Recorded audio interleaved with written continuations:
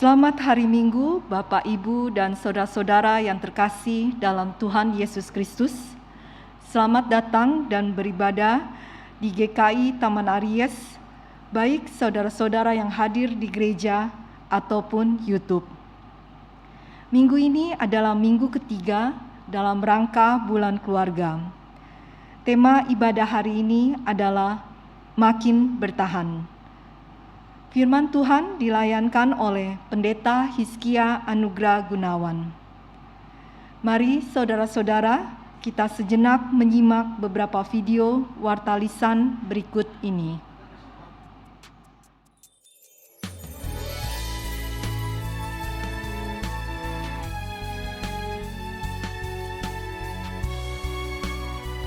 Mari bergabung di dalam Growing in Community, gabungan semua wilayah, dengan tema Family Intimacy Virtual Outbound yang akan diadakan pada hari Selasa 18 Oktober 2022 pukul 19.30. Renungan akan dibawakan oleh Pendeta Rinto Tampu Bolon dan Pendeta Hizkia Anugrah Gunawan. Mari Bapak Ibu, Oma Opa, kita bersekutu di dalam rindu pada hari Jumat 21 Oktober 2022 pukul 10 pagi dengan tema Pengayom bagi keluarga makin berhikmat. Firman Tuhan akan dilayankan oleh Pendeta Rinto Tampu Bolon. Ditunggu ya. Halo Bapak Ibu sahabat GKI Taman Aries. Ada acara menarik nih, masih dalam rangkaian Bulan Keluarga 2022, yaitu nonton film bareng. Catat hari dan tanggalnya ya. Hari Sabtu 22 Oktober 2022, pukul 17 sampai selesai. Bertempat di Ruang Remaja Pemuda lantai 2 GKI Taman Aries. Ditunggu ya kehadirannya. Tuhan memberkati.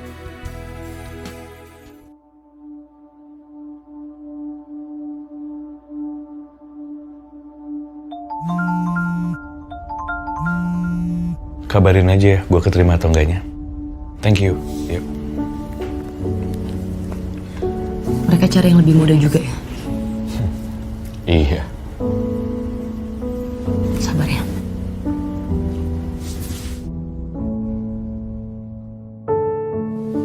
Nah, lihat ini deh.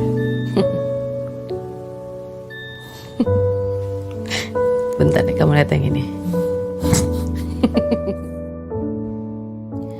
Dip, tapi emang kamu gak mau coba kerjaan lain ya? Menurut Aryo ya Mbak, Mas Dipa tuh males. Laki-laki di sini kalau nggak punya anak, nggak ada motivasi untuk dapat kerja. Laki-laki harus kerja.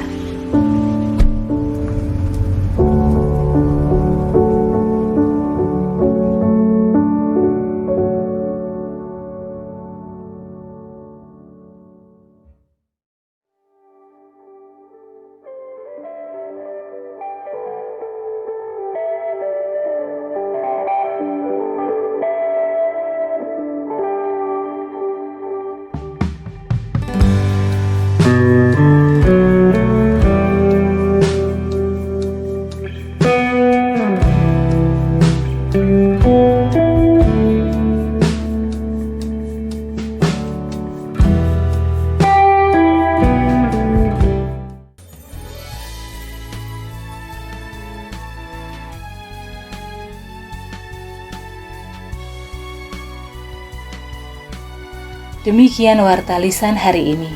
Keterangan selengkapnya dapat dilihat di warta jemaat. Mari kita bersaat teduh.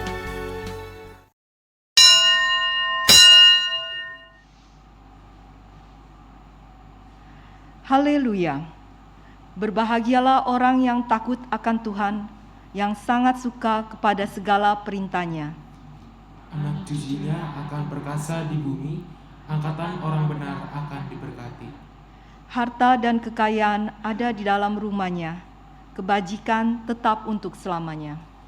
Tuhan menjaga semua orang yang mengasihinya, tetapi semua orang fasik akan dibinasakan.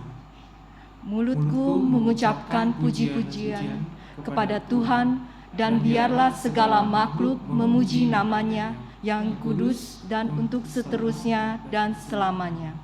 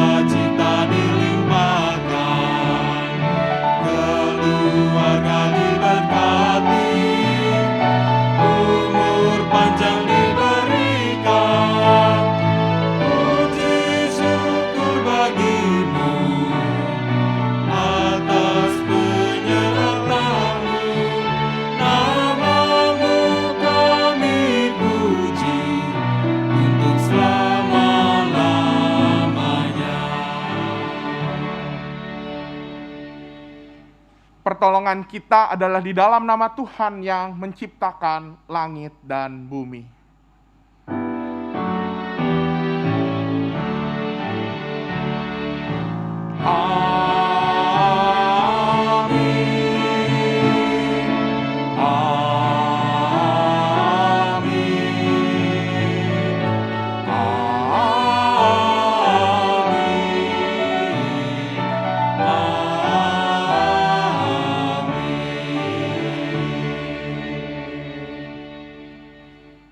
Tuhan beserta saudara. Dan beserta saudara juga.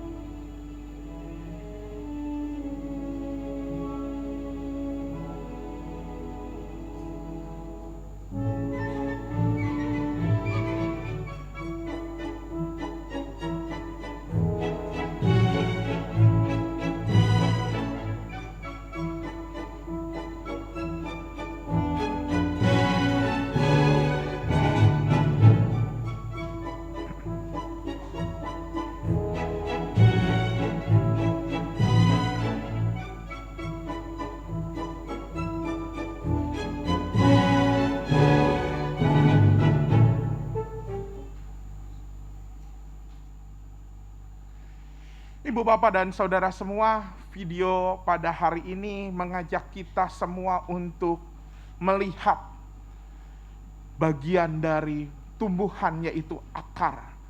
Dan ini mengajak kita semua untuk merefleksikan akar. Akar di tengah kondisi, di tengah kesadaran kita. Di tengah kondisi ketika kita juga tidak bisa menyangkal bahwa hidup dalam kehidupan berkeluarga pun di dalamnya ada persoalan-persoalan yang dihadapi. Dan mungkin pergumulan itu pun hadir ketika kita bersama-sama ada di dalam pelayanan, di dalam pekerjaan, dan bahkan berjumpa dengan berbagai risiko karena keputusan-keputusan yang harus diambil, atau bisa jadi karena kesalahan dan kecerobohan dari setiap kita.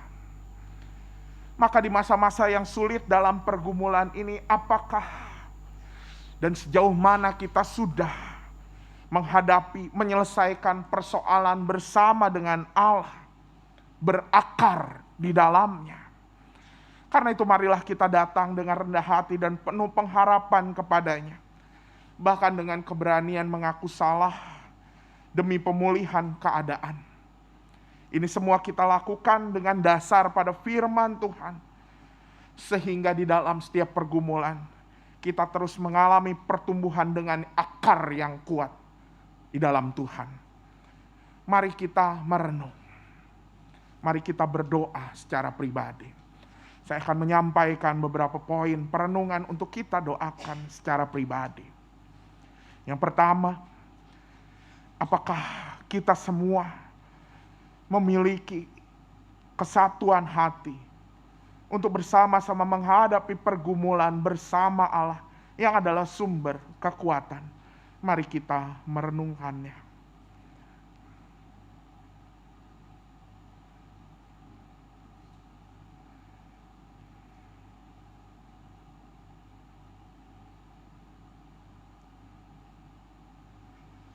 Apakah saya dan keluarga, kita semua juga mau menggunakan kesempatan untuk berakar, bertumbuh dalam firman Tuhan, dan bertahan di masa sulit, tekun dan sabar dalam proses pemulihan? Mari kita merenungkannya.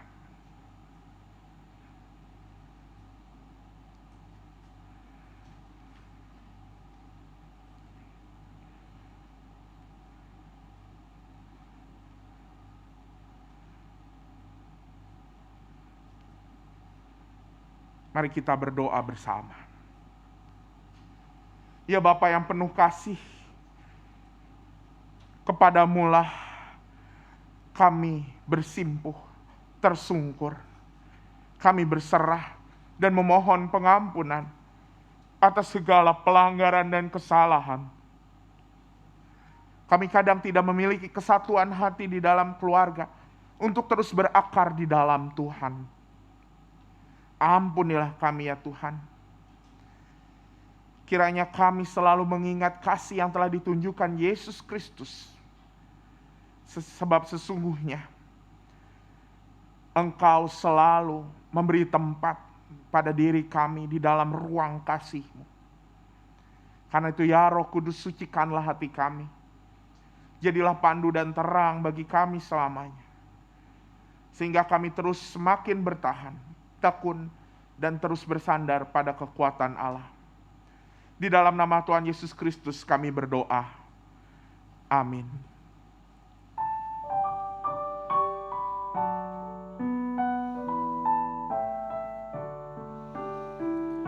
Ya Tuhanku, Kau datang ke dunia untuk menghapus dosa umat-Mu. Bagai seekor rusa yang dahaga pada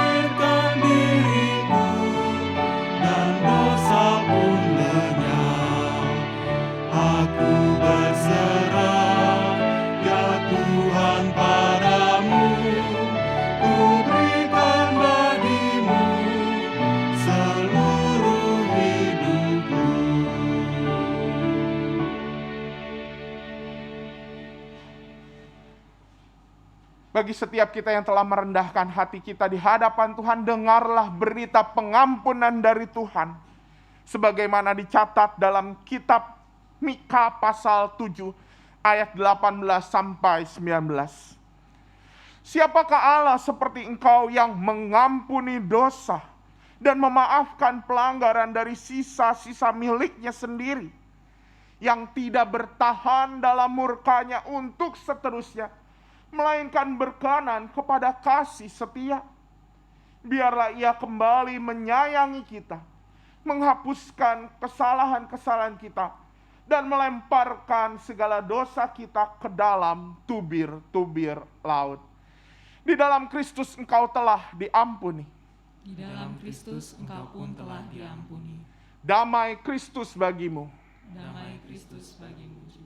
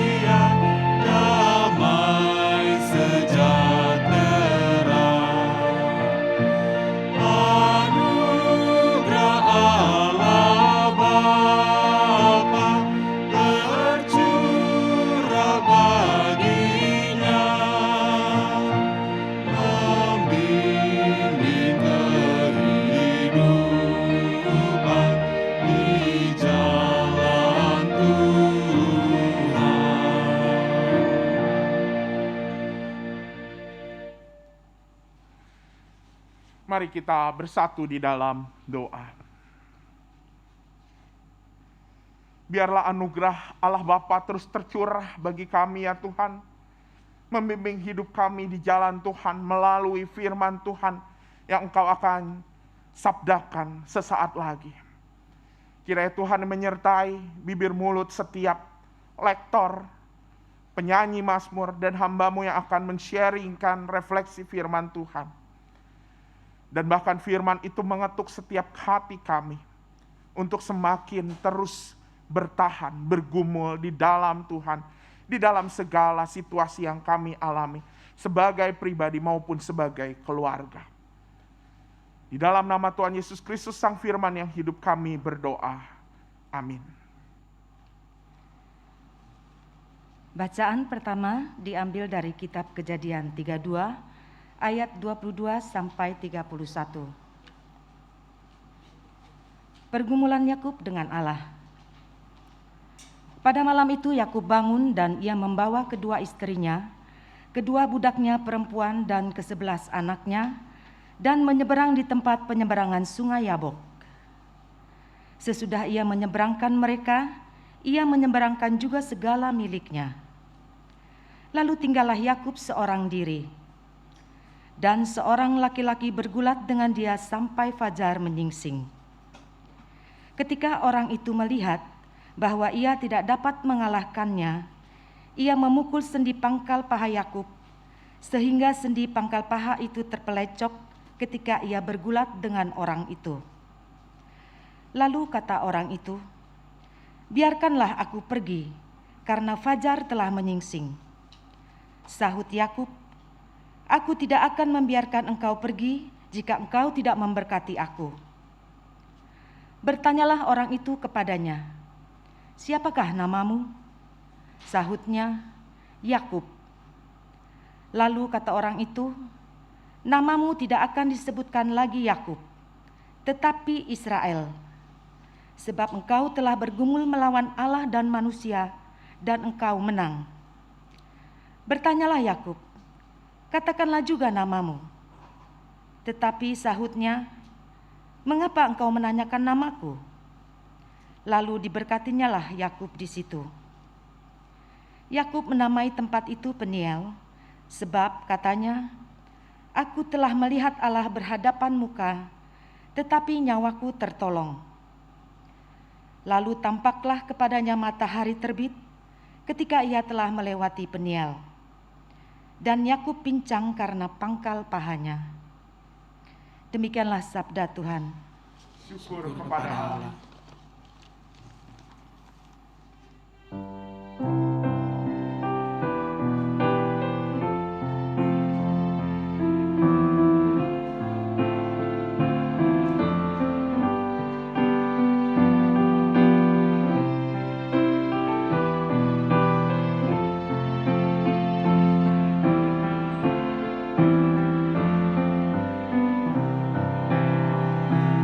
Pertolonganku datangnya dari Tuhan yang menciptakan langit dan bumi. Pertolonganku datangnya dari Tuhan yang menciptakan langit dan bumi. Pertolonganku datangnya dari Tuhan yang menciptakan langit dan bumi. Pertolonganku datangnya dari Tuhan yang menciptakan langit dan bumi. Ku melayangkan mataku ke gunung-gunung, dari manakah datangnya pertolonganku? Pertolonganku ialah dari Tuhan yang ciptakan langit dan bumi. Pertolonganku datangnya dari Tuhan yang menciptakan langit dan bumi. Pertolonganku datangnya dari Tuhan yang menciptakan langit dan bumi. Ia takkan membiarkan kakimu goyang, sungguh tidaklah terlelap penjagamu. Ia tak akan terlelap, tak tertidur sang penjaga umat Israel. Pertolonganku datangnya dari Tuhan yang menciptakan langit dan bumi. Pertolonganku datangnya dari Tuhan yang menciptakan langit jagamu dan Tuhan naunganmu, ya naunganmu di sebelah tangan kananmu. Mentari tak menyakitimu waktu siang, atau bulan di waktu malam. Pertolonganku datangnya dari Tuhan yang menciptakan langit dan bumi. Pertolonganku datangnya dari Tuhan yang menciptakan langit dan bumi. Dia akan menjagamu terhadap kecelakaan. Tuhanmu akan menjaga nyawamu. Tuhanmu akan menjaga keluar masukmu dari kini sampai selamanya. Pertolonganku datangnya dari Tuhan yang menciptakan langit dan bumi. Pertolonganku datangnya dari Tuhan yang menciptakan langit dan bumi.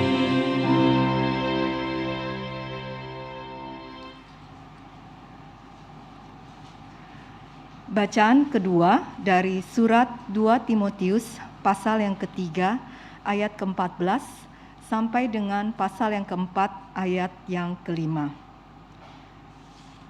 Tetapi hendaklah engkau tetap berpegang pada kebenaran yang telah engkau terima dan engkau yakini, dengan selalu mengingat orang yang telah mengajarkannya kepadamu. Ingatlah juga bahwa dari kecil engkau sudah mengenal kitab suci yang dapat memberi hikmat kepadamu dan menuntun engkau kepada keselamatan oleh iman kepada Kristus Yesus.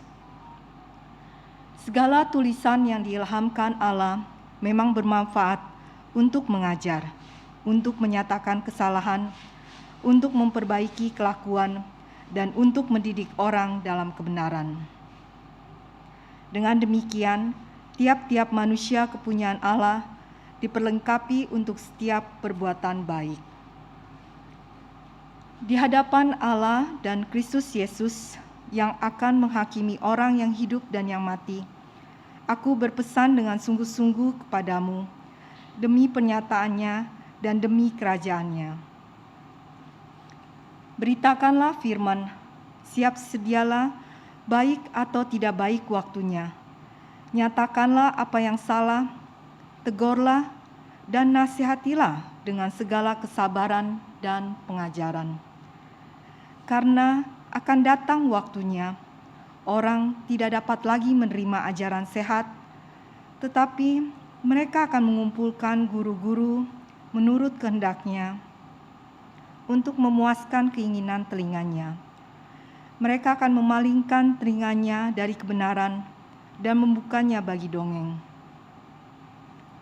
Tetapi kuasailah dirimu dalam segala hal, sabarlah menderita, lakukanlah pekerjaan pemberita Injil, dan tunaikanlah tugas pelayananmu. Demikianlah sabda Tuhan.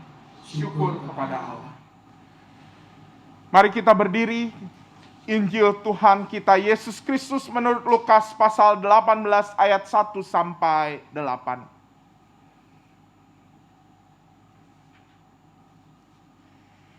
Yesus mengatakan suatu perumpamaan kepada mereka untuk menegaskan bahwa mereka harus selalu berdoa dengan tidak jemu-jemu. Katanya, dalam sebuah kota ada seorang hakim yang tidak takut akan Allah dan tidak menghormati seorang pun. Dan di kota itu ada seorang janda yang selalu datang kepada hakim itu dan berkata, "Belalah aku terhadap lawanku." Beberapa waktu lamanya hakim itu menolak. Tetapi kemudian ia berkata dalam hatinya, "Walaupun aku tidak takut akan Allah dan tidak menghormati seorang pun. Namun karena janda ini menyusahkan aku, baiklah aku membenarkan dia, supaya jangan terus saja ia datang dan akhirnya menyerang aku. Kata Tuhan, camkanlah apa yang dikatakan hakim yang lalim itu. Tidakkah Allah akan membenarkan orang-orang pilihannya yang siang malam berseru kepadanya? Dan adakah ia mengulur-ulur waktu sebelum menolong mereka? Aku berkata kepadamu, ia akan segera membenarkan mereka. Akan tetapi jika Anak Manusia itu datang, adakah ia mendapati iman di bumi? Demikianlah Injil Tuhan kita Yesus Kristus. Berbahagia buat setiap kita yang mendengar firman Allah dan memeliharanya. Haleluya.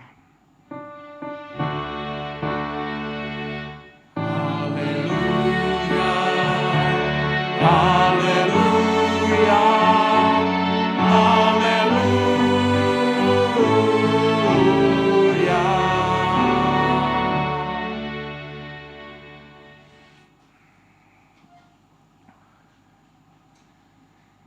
Ibu, Bapak, dan Saudara semua, bertahan. Ini rasanya menjadi tema yang begitu penting dan bahkan diminati oleh banyak orang di seluruh dunia di masa-masa seperti ini. Di masa-masa ketika pandemi segera berakhir, tetapi kita diperhadapkan dengan krisis-krisis yang ada. Mulai dari krisis ekonomi, di mana kita mendengar berbagai negara sudah dihantui oleh resesi. Dan juga krisis-krisis lainnya, krisis iklim. Kerasa kita semakin panas. Makin hari makin bingung, musim berubah. Krisis apalagi? Masih banyak. Bahkan krisis ketika kita berada di dalam masa pandemi, lalu kembali ke dalam kehidupan yang katanya normal, katanya new normal gitu ya, dulu sebutannya seperti itu. Banyak perubahan yang ada dan kadang itu membuat banyak orang, tidak sedikit, yang akhirnya juga kena mental. Makanya sekarang kan terdengar mental health gitu ya. Krisis mental, bagaimana kita bertahan secara mental. Atau bahkan di dalam rumah tangga sendiri, di tengah keluarga. Bertahan menghadapi karakter-karakter, kelakuan, tindakan-tindakan yang ada. Jangan sampai kita ikutan viral. Kayak yang sekarang lagi, KDRT. Pasti ibu, bapak, dan saudara tahu siapa yang lagi viral gitu ya. Dan ngomongin bertahan, bahkan waktu bulan September lalu, opa omah lansia GKI Taman Aries, Usinda GKI Taman Aries udah menjadikan tema bertahan itu sebagai satu serial yang utuh. Nah, di depan saya ada Bu Isti. Saya nggak akan nanya sih Bu Isti bertahan apa aja gitu ya. Tapi kalau ibu bapak yang belum lansia, belum ikut rindu, bolehlah mengintip di rindu gitu ya. Ada tema bertahan dan segala macam. Karena firman-Nya kan sifatnya universal, bukan hanya untuk Usinda. Bertahan dalam keterbatasan, bertahan di dalam Tuhan, dan segala macam. Tema bertahan menjadi begitu tidak asing di tengah kita saat ini. Maka ketika hari ini tema kita bicara lagi soal makin bertahan, apa yang sebenarnya firman ingin sampaikan pada kita? Perenungan yang akan saya sampaikan hari ini kemudian didasarkan pada sebuah cerita yang saya dapati beberapa hari lalu. Sebuah cerita, sebenarnya cerita tentang pohon. Gimana di dalam tulisan itu ada perkataan bahwa lihatlah pepohonan yang ada di pantai, itu kenapa bisa jauh lebih kuat ketimbang pepohonan yang ada di jalan. Katanya, ya pepohonan yang di tepi pantai biasanya terbiasa menghadapi angin, mulai dari angin sepoi-sepoi sampai angin yang kencang. Dan secara alami, akar pohon itu semakin kuat. Sedangkan pepohonan di pinggir jalan hanya menerima angin biasa, dan jika pohon itu tumbang karena ia tidak terbiasa dengan angin kencang. Akar, wah, dan ini nyambung juga dengan video yang tadi kita lihat di kata pembuka. Ketika ngomong bertahan, saya langsung memulai perenungan ini dengan kenyataan pohon. Pohon yang kuat, kalau tadi kita lihat yang pertumbuhannya kuat, pertumbuhannya besar. Ada sesuatu yang tidak kita lihat, bahwa apa? Ternyata akarnya pun semakin bertumbuh dengan kuat ke bawah. Saat pohon makin besar, yang tampak terlihat makin besar, ternyata akarnya pun makin kuat, mencengkram tanah yang menjadi sumber kehidupannya. Kan semua pupuk, semua air, semua nutrisi ada di tanah, itu yang menjadi sumber kehidupan pepohonan. Dan semakin besar pohon itu, semakin kuat dia mencengkram ke bawah. Memang akar itu tidak terlihat, betul? Akar itu nggak terlihat, tertutup oleh tanah. Dan kemudian ilustrasi ini membuat saya berpikir, membuat saya merenung. Ketika kita nggak bosennya bicara soal bertahan. Jangan-jangan satu hal sederhana yang perlu kita lakukan. Apakah kita juga sudah menumbuhkan akar yang tidak terlihat itu? Di dalam kehidupan, di dalam krisis yang ada, seringkali kita lebih terpaku pada apa? Wah, bagaimana di tengah krisis saya bisa tetap berbuah? Bagaimana di tengah krisis saya tetap dapat untung, tetap sehat? Segala sesuatu yang tampak. Tapi kita lupa bahwa pohon yang besar, pohon yang buahnya masak, buahnya manis, yang daunnya begitu meneduhkan. Dia bisa seperti itu karena dia juga punya akar yang kuat.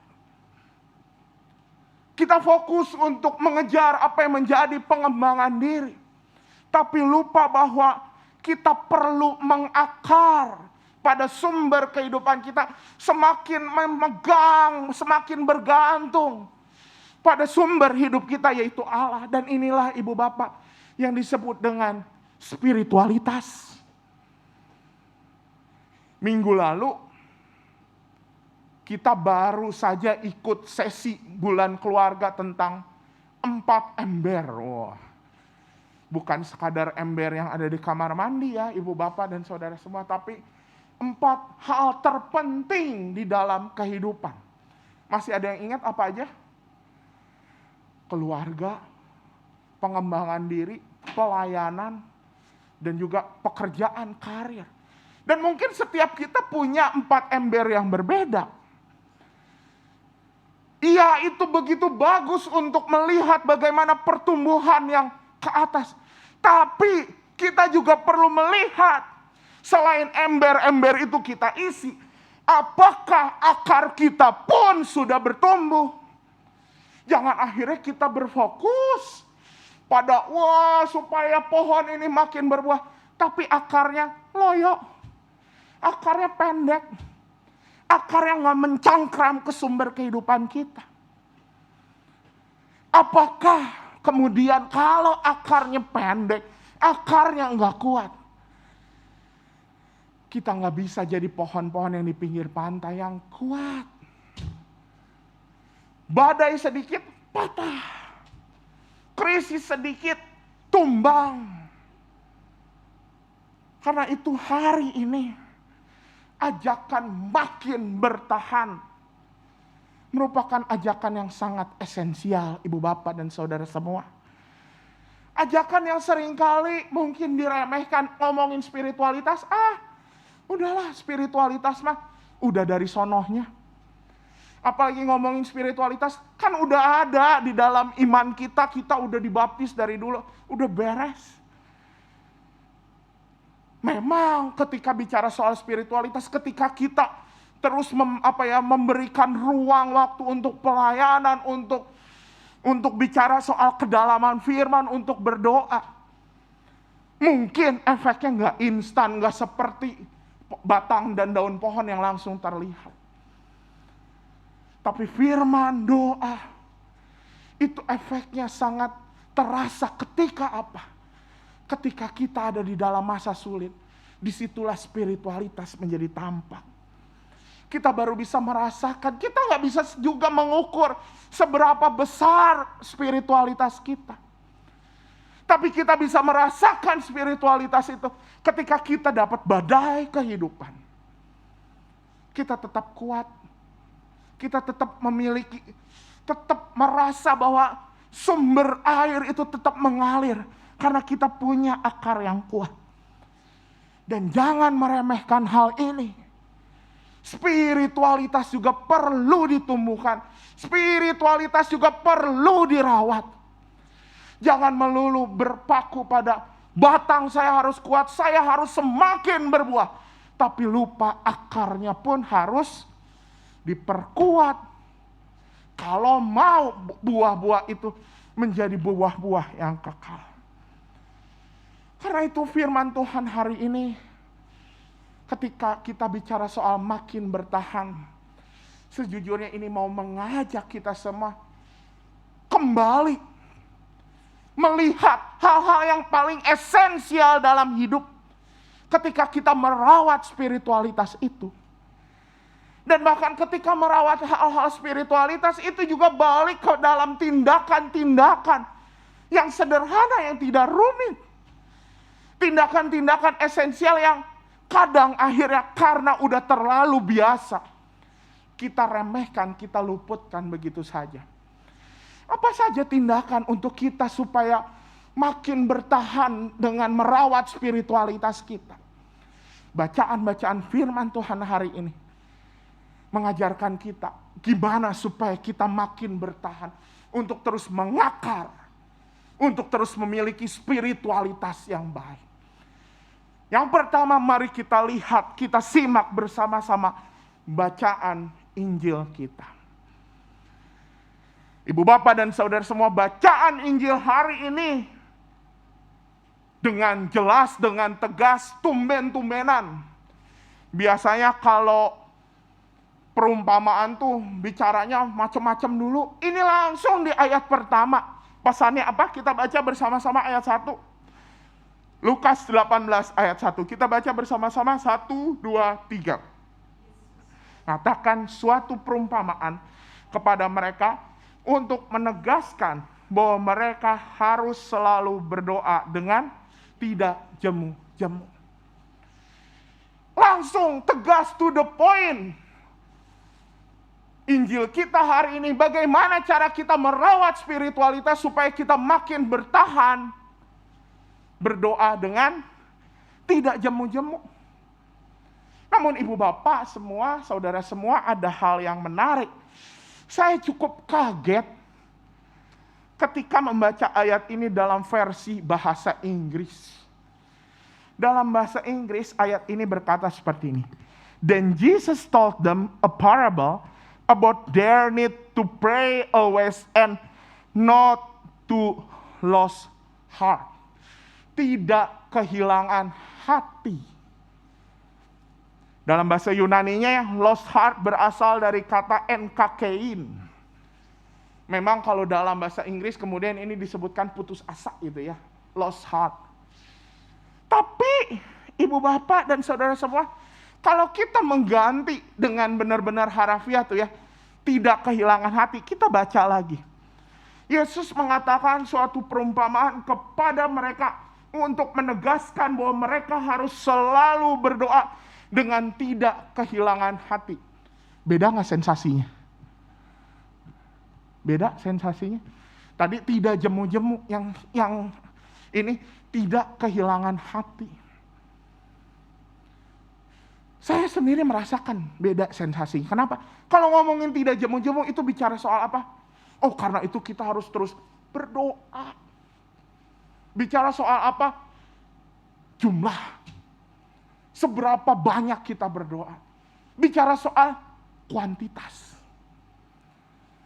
Tapi ketika sensasinya bicara soal berdoa dengan tidak kehilangan hati, itu bicara soal kualitas.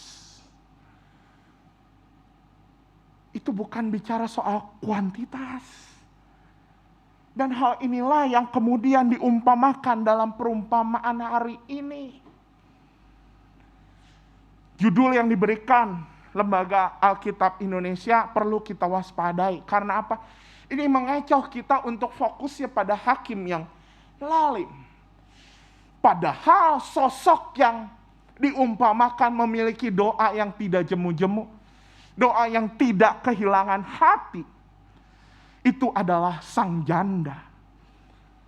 Ibu bapak dan saudara semua, dalam tradisi Yahudi, ada sebuah ketetapan, ada sebuah kebiasaan bahwa janda itu harus dibela oleh sesamanya. Kita bisa lihat itu contohnya di dalam Yesaya 1 ayat 17. Belalah janda-janda. Sehingga ini memang udah menjadi satu ketetapan, dan oleh janda ini itu udah menjadi satu keyakinan, dia pegang terus. Bahwa memang secara hukum, secara undang-undang, saya pasti dibela. Oleh karena itu walau berkali-kali dunia justru memperlihatkan hal yang sebaliknya.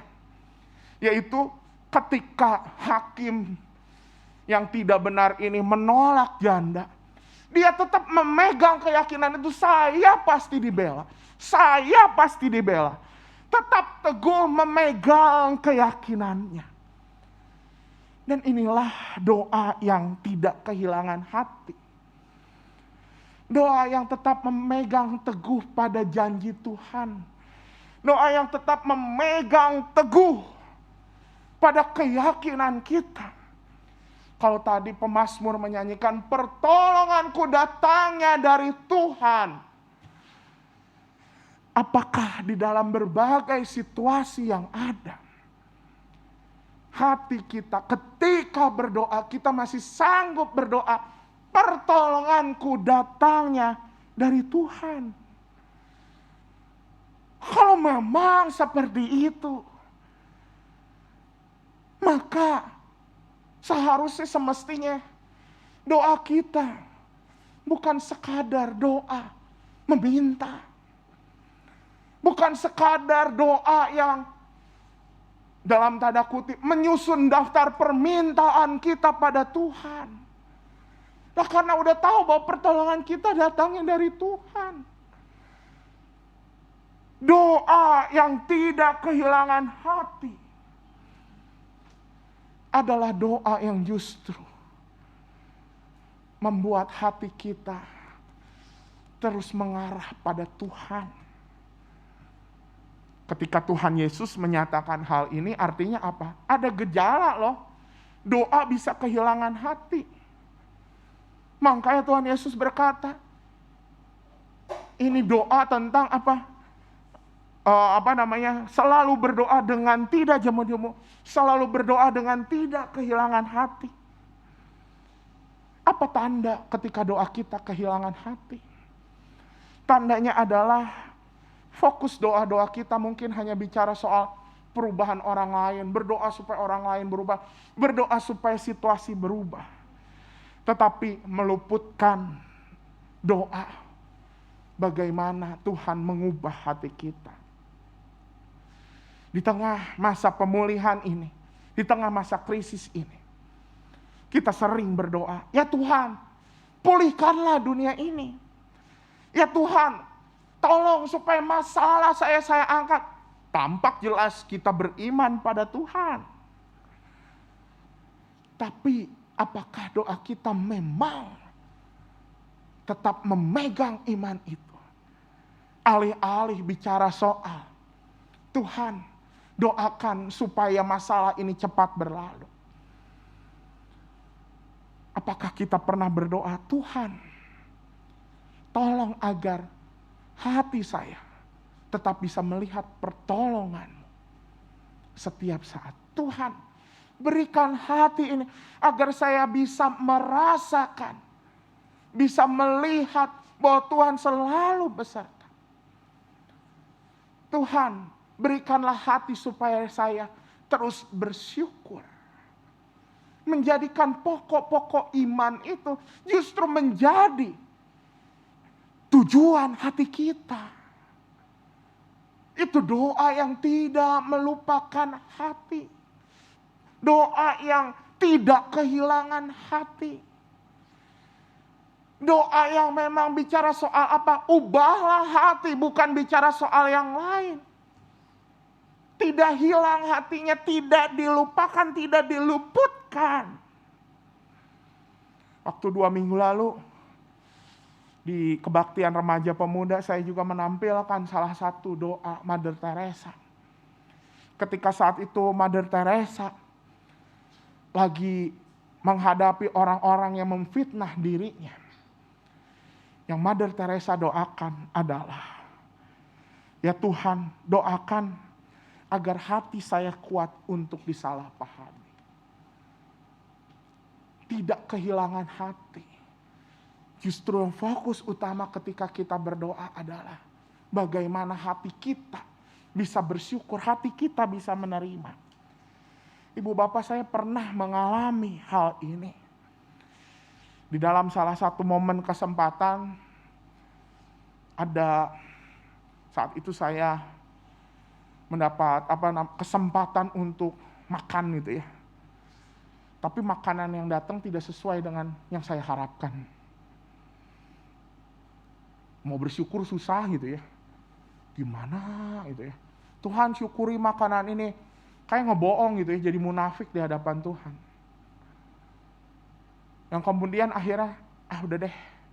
Itu spontan aja, doanya ganti deh. Tuhan, berikan hati saya supaya bisa tetap mensyukuri makanan ini, walaupun makanan ini nggak sesuai sama yang bayangan saya. Pas dimakan tetap enak loh Bapak Ibu. Bukan karena lapar.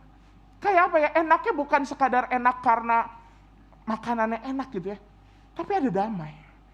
Kayak udah lupa aja sama ini sebenarnya makanan yang tidak sesuai dengan yang saya inginkan. Itu contoh kecil yang ketika merenungkan ini saya ingat, iya ya, kok cuman gara-gara berdoa seperti itu berubah? Secara logika nggak mungkin. Tetapi ini hal yang esensial Ibu Bapak. Dan saya ngebayangin, kalau ini hadir di tengah keluarga, betapa keluarga akan makin bertahan. Ketika melihat mungkin suami istri kita punya kesalahan, kita berdoa bukan apa? Tuhan, kami berdoa supaya istri saya berubah, jadi lebih penyayang. Nggak akan mungkin, kita lama dapatnya. Tapi ketika kita mengubah doa kita, memakai hati Tuhan, berikan hati supaya saya mampu menghadapi istri saya yang memang suka aneh-aneh nih perlakuannya. Atau kepada, kalau anak-anak pada orang tua, kadang kan suka ngeselin gitu ya. Doakan hati yang berubah. Ya Tuhan, saya berdoa supaya saya sebagai orang tua dapat memahami kelakuan anak-anak, kelakuan cucu. Saya membayangkan ketika perasaan yang saya alami itu cuma gara-gara makan tiba-tiba rasa damai aja. Mau orangnya masih nyebelin, mungkin kita jadi punya kekuatan untuk apa? Untuk tidak emosional. Ini hal sederhana Ibu Bapak. Balik lagi soal apa tadi? Soal doa. Ini kan bukan kali pertama saya khotbahin tentang doa. Bukan kali pertama poin doa ini menjadi poin dari perenungan kita. Tapi hari ini saya ingin mengajak dari hal yang sederhana ini. Dari hal yang esensial ini. apakah kita memang mau menumbuhkan akar itu supaya kita semakin bertahan. Sekali lagi Ibu Bapak, bukan seberapa banyak doa yang kita panjatkan, bukan seberapa panjang doa yang kita sampaikan, bukan seberapa bagus bahasa doa yang kita ungkapkan. Tapi apakah doa yang kita panjatkan tidak membuat kita kehilangan hati? Apakah doa yang kita panjatkan tidak meluputkan bahwa hati kita mau diubah sesuai dengan keyakinan iman kita? Ini yang pertama. Bagaimana kita bisa bertahan, bisa berakar pada Sang Sumber Hidup? Ya ketika kita mau doa tanpa kehilangan hati. Yang kedua, Ibu Bapak dan Saudara semua, mari kita lihat apa yang ada di bacaan kedua dari Timotius. Jelas bicara soal Timotius, bicara soal apa? Bagaimana Timotius bisa bertumbuh dalam firman Tuhan. Ini menjadi poin kedua. Tadi doa, yang kedua firman Tuhan. Bukan hal yang baru juga untuk kita. Tapi apakah kita memang sudah menjadikan firman Tuhan sebagai cara untuk kita merawat akar itu, supaya kita semakin bergantung sama Tuhan? Ketika buku-buku tentang pengembangan diri begitu laku di dunia ini, jangan lupakan fakta bahwa Alkitab masih menjadi buku yang paling laris dari sejak hampir lebih dari 2000 tahun yang lalu. Udah ribuan tahun. Artinya apa? Justru di dalam firman Tuhan banyak nilai-nilai. Nilai-nilai kehidupan yang tidak lekang oleh waktu. Buku terkenal apapun, saya ingat waktu zaman saya remaja, buku terlaris adalah Harry Potter. Sekarang anak remaja sekarang ditanya Harry Potter udah gak tahu. Lekang cuman karena 10 tahun, tapi Alkitab ratusan tahun, ribuan tahun masih ada. Kalau Harry Potter sampai ada pembaca ininya ya, maksudnya wah diskusi pembaca teori-teori yang ada di dalam Harry Potter. Semua berminat untuk ikut. Apakah ketika ada studi-studi Alkitab, kita pun memiliki minat untuk ikut? Atau justru di dalam kegiatan gereja sekalipun, kalau udah bicara soal Alkitab, kita, aduh Alkitab lagi bosan. Ini perlu menjadi cerminan untuk kita. Di gereja banyak bicara soal Alkitab, mulai dari anak sekolah minggu, mulai dari remaja, sekarang remaja pemuda ada small group juga. Dewasa muda, mulai Sabtu ini ada namanya persekutuan Dare. Mari para dewasa muda, kita ikut, pasutri muda kita ikut. Kita belajar firman Tuhan secara spiritual. Untuk Usinda ada yang namanya Rindu. Di wilayah ada yang namanya Growing Together. Semua bicara soal firman Tuhan. Kita mau belajar bertekun firman Tuhan. Oke Pak, itu masih terlalu berat karena itu bicara soal waktu. Oke. Sekarang di tengah keluarga kita, seberapa sering setelah pulang dari gereja kita tanya suami istri kita, "Mah, Pak, tadi dapat firman apa?" Didiskusikan bersama. Seberapa sering ketika kita mengantar anak-anak kita kebaktian remaja atau sekolah minggu atau cucu kita, lalu di rumah kita tanyain, "Nak, tadi di sekolah minggu ada cerita apa?" Seberapa sering kita sebagai orang tua, sebagai nenek, sebagai kakek, menceritakan cerita-cerita sekolah minggu, cerita-cerita Alkitab kepada anak cucu kita. Ini menjadi refleksi penting. Apakah memang kita mau makin bertahan di dalam sumber kehidupan? Ini yang kedua. Dan yang ketiga, yang terakhir, Ibu Bapak dan Saudara semua, mari kita lihat bacaan pertama. Bagaimana sosok Yakub bergulat dengan Allah. Kita harus sadari pada saat itu Yakub sedang merasa ketakutan untuk berjumpa kembali dengan Esau. Oleh karena itu dia ngasih dulu supaya semua anak-anaknya, semua istrinya, semua hartanya duluan. Tapi dia tinggal dulu di pinggir sungai Yabok. Menghindar dulu. Nggak mau langsung berhadap-hadapan dengan Esau. Tapi ternyata di malam sebelum Yakub berjumpa dengan Esau, ia kemudian didatangi oleh seorang laki-laki yang bergulat dengannya dari tengah malam sampai fajar. Bayangin ibu bapak, bukan fajar yang ini ya. Bergulat, berkelahi gitu ya, berhadap-hadapan dari tengah malam sampai fajar. Itu berapa? Kurang lebih 6 jam. Yang kita tahu akhirnya orang ini adalah malaikat Tuhan atau bahkan Tuhan itu sendiri. Dan seolah-olah pertandingan itu, pergulatan itu berlangsung alot. Padahal di akhirnya kita temukan apa? Dapat dengan mudah Tuhan membuat sendi pangkal paha Yakub terpelecok. Apa artinya? Sebenarnya dari tengah malam, kalau mau membuat Yakub kalah, Tuhan tuh bisa dengan gampang. Tapi yang dilakukan Tuhan bukan, kalau mau cari menang begitu mudah bagi Tuhan, tapi bukan itu yang Tuhan cari. Tuhan tidak cari kemenangan saat kita bergumul bersama dengan Tuhan. Ini yang ketiga. Akar supaya kita semakin mencengkram, semakin bergantung sama Tuhan. Doa, firman, dan apakah kita sudah bergumul di dalam Tuhan. Kadangkala apa yang terjadi saat pergumulan, kita malah lari dari Tuhan. Saat ada persoalan, saat kita ada pertanyaan kepada Tuhan, kita merasa bersalah, kita merasa tabu. Kita merasa, aduh saya lagi kurang iman. Tapi belajar dari Yakub ini, justru di dalam pergumulan, ketika kita punya pertanyaan kepada Tuhan, justru datanglah pada Tuhan. Justru hadapilah Tuhan. Karena tahu apa? Ketika kita bergumul sama Tuhan, Tuhan membiarkan kita untuk menang. Jangan kemudian ketika kita ada persoalan di rumah tangga, yang ada kita malah tadi seperti film itu, saling WA-an satu sama lain. Cari yang di luar.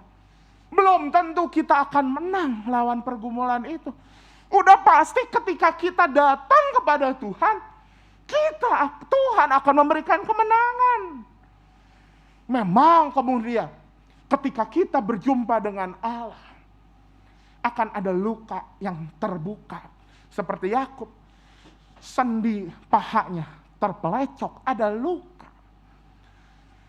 Tetapi bukan berarti luka itu justru malah menjadi kepahitan buat kita. Justru luka itu malah terbuka dan membuat kita tahu apa yang menjadi keterbatasan kita. Dan kita justru akan berjalan bersama dengan Allah. Ibu bapak dan saudara semua, saya jadi ingat kampus STT Jakarta itu punya salah satu slogan, kampus gumul dan juang. Kenapa disebut kampus gumul dan juang?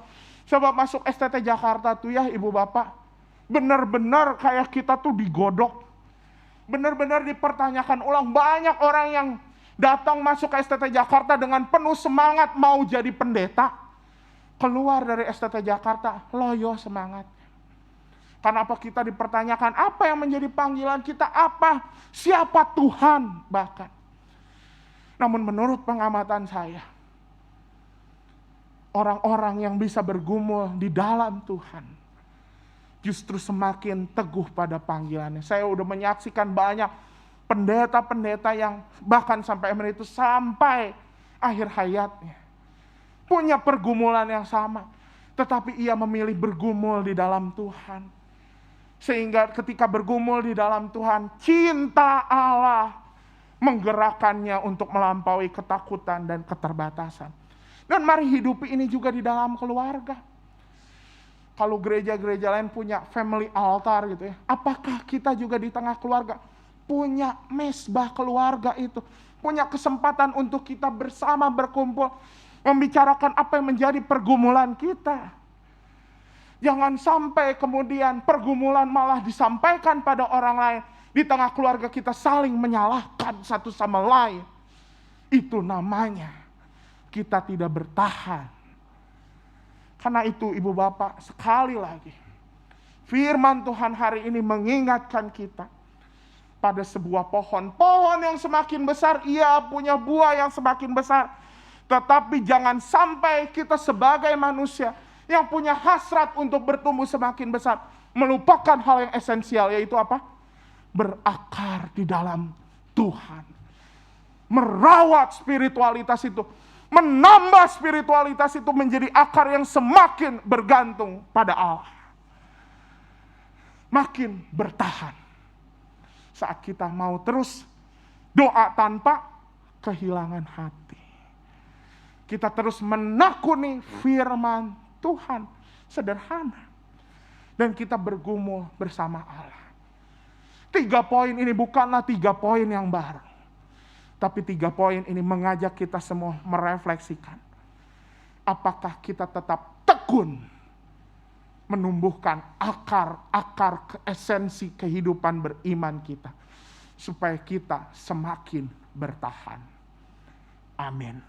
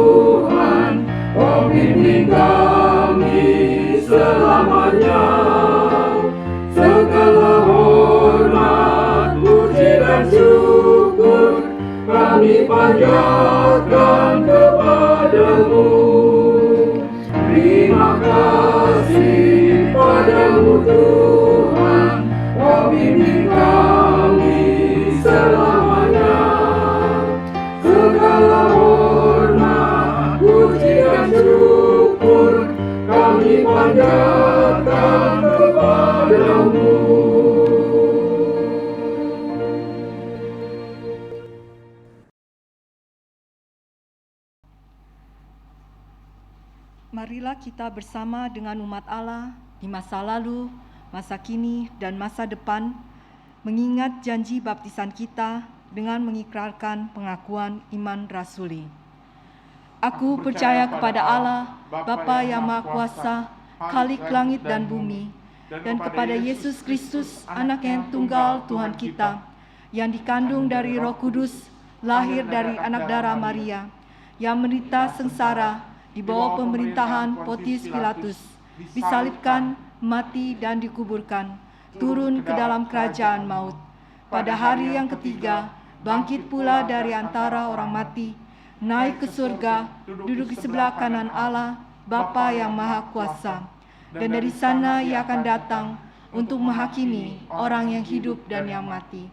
Aku percaya kepada Roh Kudus, gereja yang kudus dan am, persekutuan orang kudus, pengampunan dosa, kebangkitan orang mati, dan hidup yang kekal. Amin.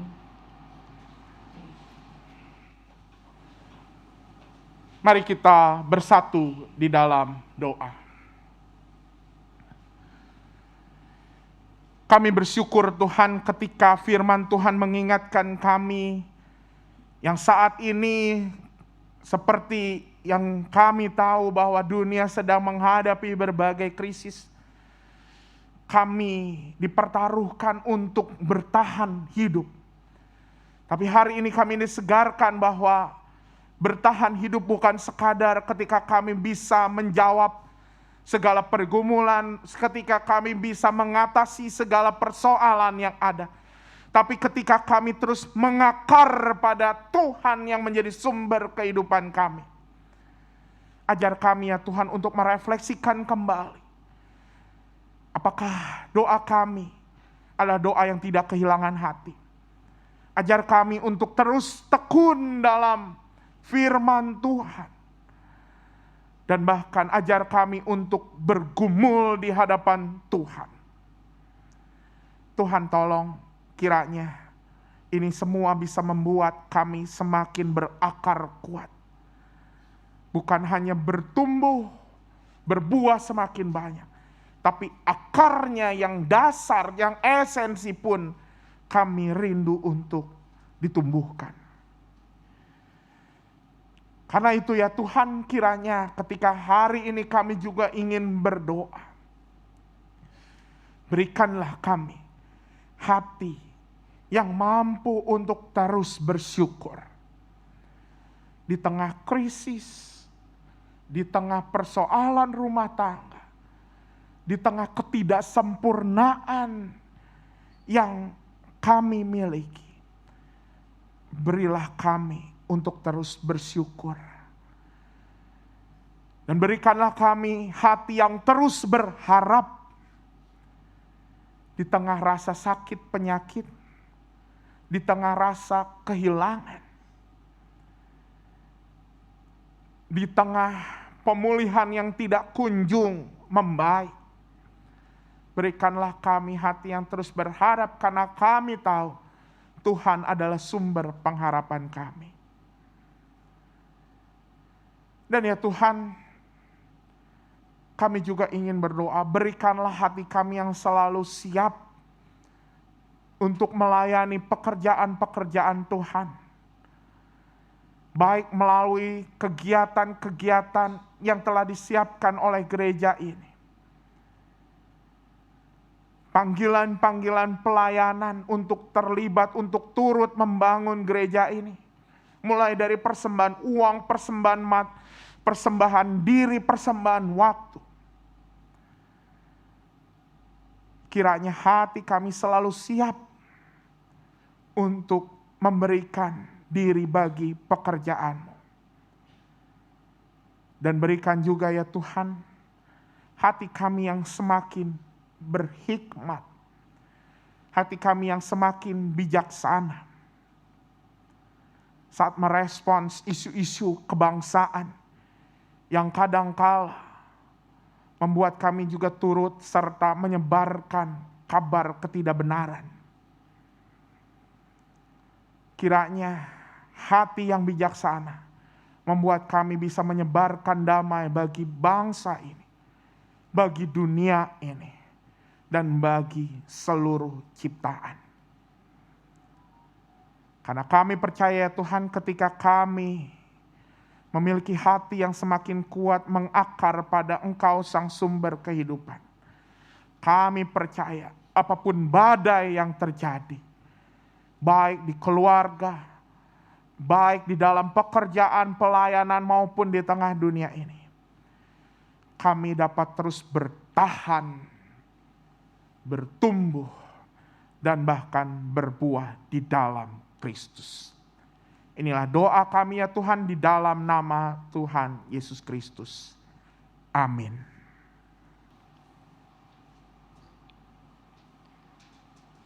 Umat yang Tuhan kasihi, marilah kita mengucap syukur pada Allah atas kasih pemeliharaannya di sepanjang kehidupan keluarga kita, sehingga setiap keluarga mendapatkan kekuatan baru untuk terus menjadi berkat bagi sesama.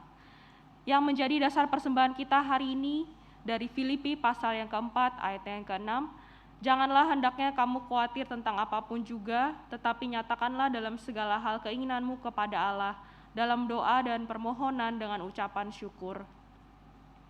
Umat dapat mengirimkan persembahan melalui rekening GKI Taman Aries atau dengan scan QRIS yang tertera di layar. Bagi jemaat yang saat ini beribadah di gereja, QRIS tertera di depan kursi masing-masing, atau jemaat dapat memberikan persembahan di kotak persembahan yang tersedia di pintu gereja setelah ibadah selesai.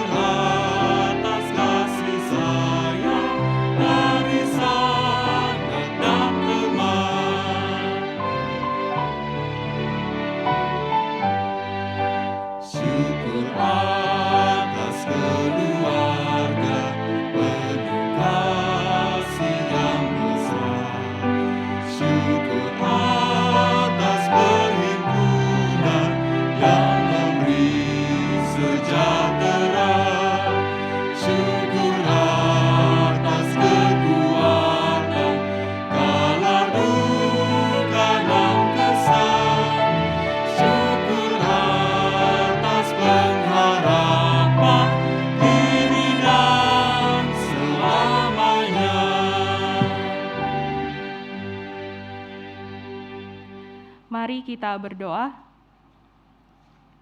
Kami bersyukur kepadamu ya Allah atas segala rahmat-Mu yang selalu Engkau limpahkan bagi kami. Kami bersyukur ya Tuhan atas pekerjaan, atas kasih dari keluarga dan teman. Kami bersyukur atas kasih-Mu dan kekuatan ketika kami melewati suka dan duka dalam kehidupan kami. Kami percaya semua karena kebaikan-Mu saja yang senantiasa memperhatikan dan memelihara hidup ini. Kami membawa persembahan syukur ini, berkatilah ya Allah, demikian juga pengelolaannya. Kami mohon hikmat-Mu, kiranya boleh menjadi saluran kasih-Mu di tengah-tengah kehidupan umat dan sesama. Di dalam nama Tuhan Yesus kami berdoa. Amin.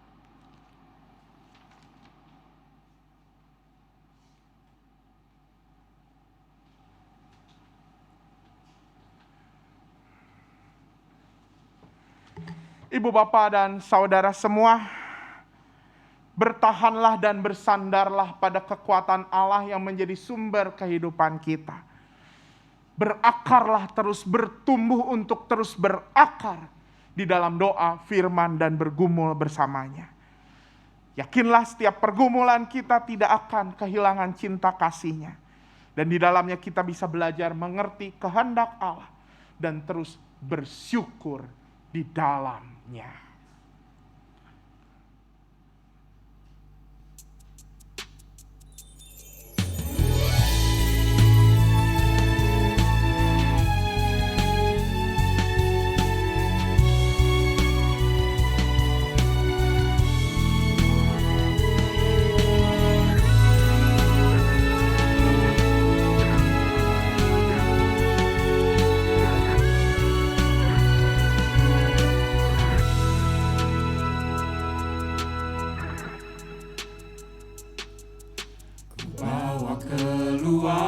keluargaku ke dalam tangan-Mu, bersekutu saling menguatkan.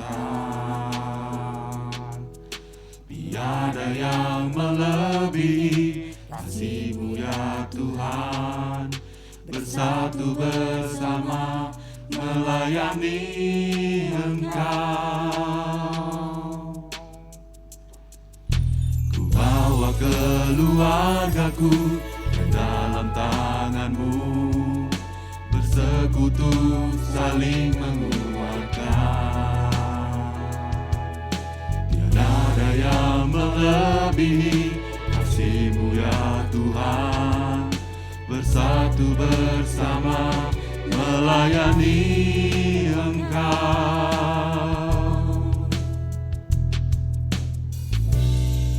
Aku dan seisi rumahku memuliakan Engkau.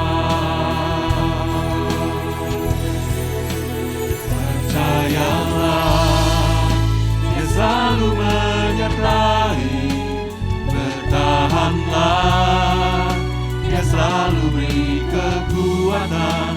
Bersyukurlah, sebab Dia selalu mencukupkan. Bersama gereja menjadi berkat.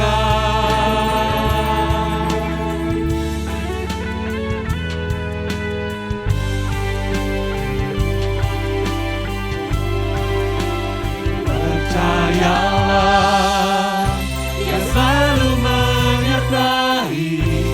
Bertahanlah, Dia selalu beri kekuatan. Bersyukurlah, sebab Dia selalu mencukupkan. Bersama gereja menjadi berkat. Bersama gereja menjadi berkat.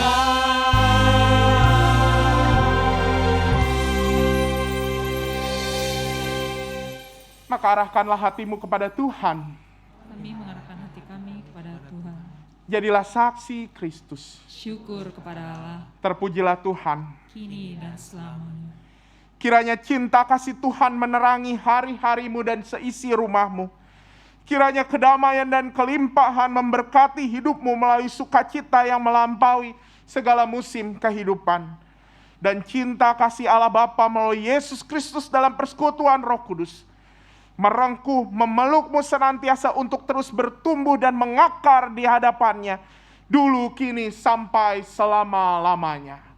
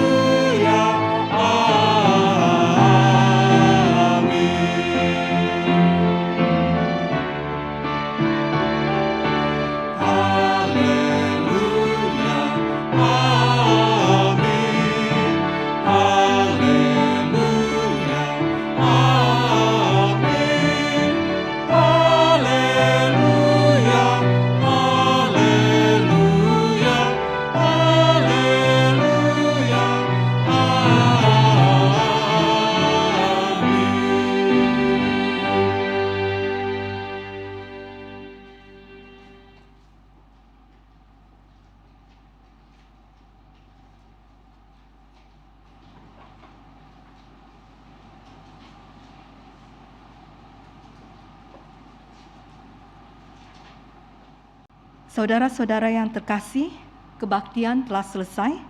Terima kasih telah mengikuti kebaktian di GKI Taman Aries. Bapak, Ibu, Saudara semua, mohon waktunya sejenak untuk warta sensus jemaat berikut ini. Sesuai dengan warta pada awal ibadah, mulai minggu depan akan diadakan survei jemaat GKI Taman Aries 2022. Bapak, Ibu, anggota maupun simpatisan GKI Taman Aries diharapkan berpartisipasi dengan menyempatkan waktu untuk mengisi formulir survei. Dengan memberikan data terkini, GKI Taman Aries dapat melayani kebutuhan Bapak Ibu sekalian secara lebih tepat sasaran. Dalam pengisian akan ada teman-teman pemuda yang akan membantu Bapak Ibu sekalian untuk mengisi formulir sensus jemaat di teras gereja setelah kebaktian minggu depan berakhir. Selamat hari Minggu, Tuhan Yesus memberkati.